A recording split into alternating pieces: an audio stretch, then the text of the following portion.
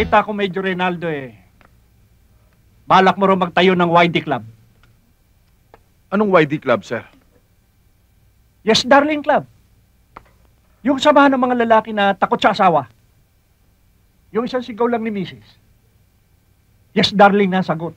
Sir, mahal ko lang ho ang asawa ko. Hindi naman ibig sabihin na kaya ako sumusunod sa kanya dahil natatakot ako. Aba, hindi ubra sa akin yun, sir. Pipitsarahan ko lang yun. Itong laki ko to Matatakot ba ako doon? Yun naman pala Alam mo sabihin Bakit hindi mo gawin? Bakit ako? Hindi ko ba mahal ang asawa ko? Mahirap na lang magsalita sa iyo Ako isang sutsut ko lang sa asawa ko, nakadarapa na sa isang sulok yan Hindi ko sinasabing pamarisan mo ko. Ang gusto ko lang mangyari, iligay mo sa lugar ang pagkalalaki mo.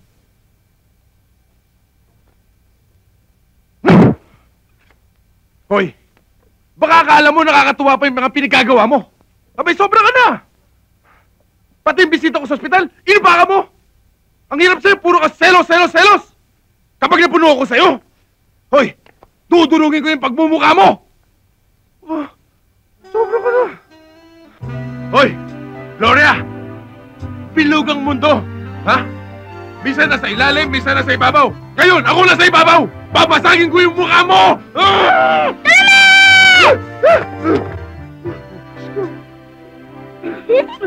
Takot ka, no? Talaga? Ikaw talaga, anak?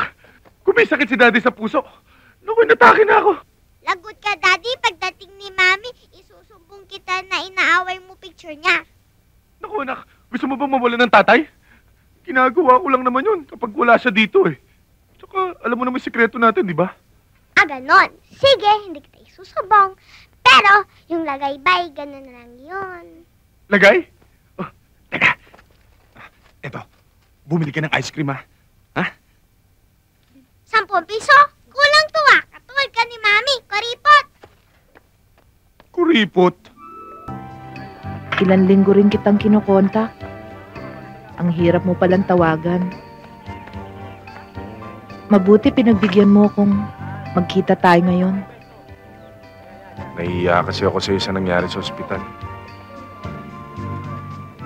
Venus, gusto ko sanang humingi sa'yo ng pamanhin sa ginawang pananakit sa'yo ni Gloria. Wala na yun. Yung sakit ng suntok, madaling mawala yun. Ang mahirap mawala, yung sakit ng loob pag iniiwasan ka ng mahal mo.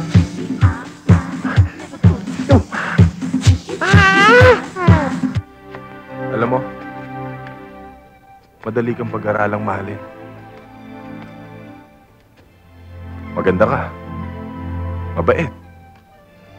Halos lahat ng katangian ng isang babae nasa ina.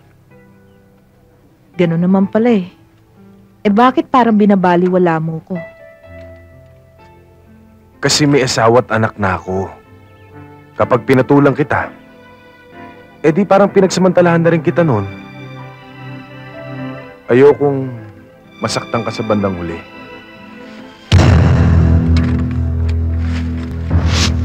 Hindi naman kita inaagaw sa pamilya mo Konting panahon lang ang hinihingi ko.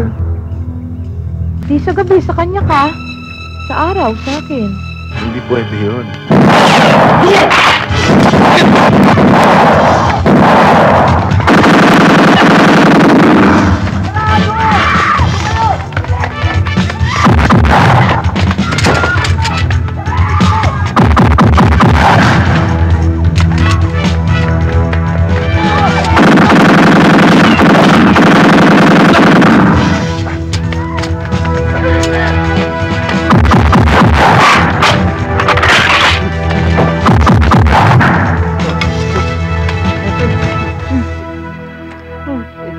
Go ahead. Make my day. If you want your brain damage to be damaged.